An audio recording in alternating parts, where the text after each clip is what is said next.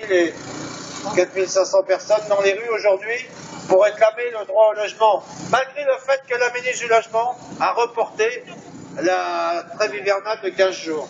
Bon, je laisse la parole à Serge.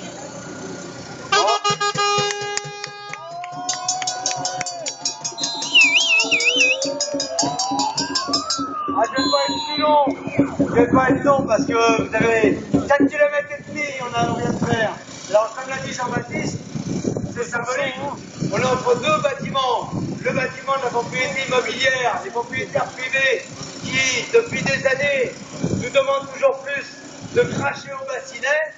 Mais nous, maintenant, on demande qu'eux nous rendent la monnaie de la pièce, notamment à travers des loyers moins chers.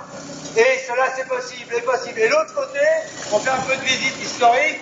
Vous avez la Légion d'honneur. Chers amis, vous avez le droit tous, présents aujourd'hui, à la Légion d'honneur, parce que grâce à vous, à notre mobilisation, il ne faut surtout pas fléchir. Il faut qu'on reconnaisse que dans ce pays, le droit au logement, c'est pas un luxe, c'est un droit. Et il faut le garantir. Et l'État doit être le garant de ce droit.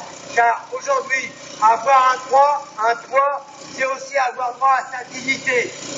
Notre mobilisation nationale ne doit pas faiblir, malheureusement, qui ressort de la loi en projet, la loi de Madame Duflot.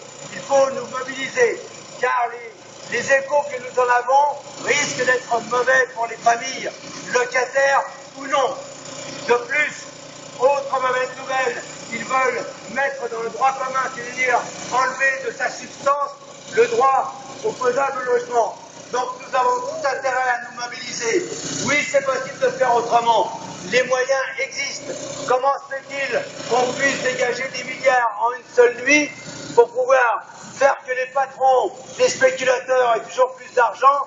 Et comment se fait-il que pour les locataires, pour les familles, il y a toujours plus de difficultés à construire? Construisons en France et créer de l'emploi.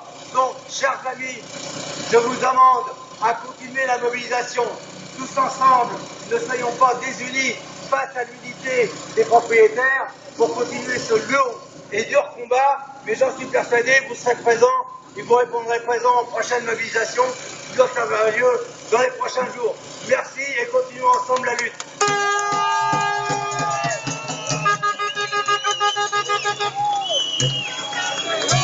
Donc, il y a les représentants de...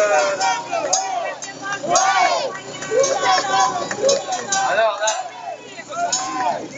j'ai un slogan qui est sympathique, mais je vais vous le lancer puis on le chantera tout à l'heure.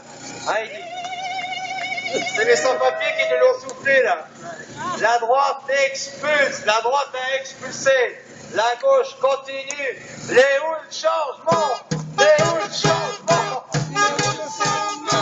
La gauche a continue. Les où le changement? Les où le changement?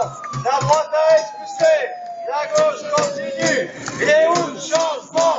Les où le changement? Bon voilà. Alors Madame Duflot donc a accordé un répit de 15 jours, mais pour nous c'est des miettes. Et on n'est pas des pigeons. On n'est pas des pigeons, les miettes on n'en veut pas. Donc les expulsions dans 15 jours, nous ça ne suffit pas. On veut l'arrêt des expulsions définitif pour toute l'année. Tant qu'il n'y a pas de solution de relogement.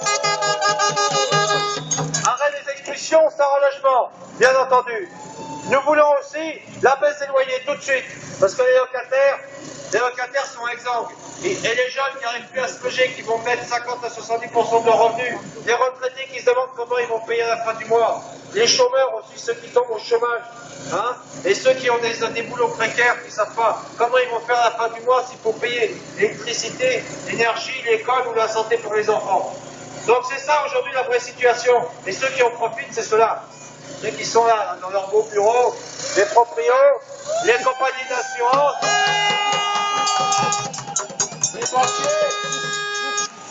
les banquiers, les promoteurs, les spéculateurs, les agences immobilières, etc., tous ceux qui se sont fait du bras sur notre dos pendant 10 ans.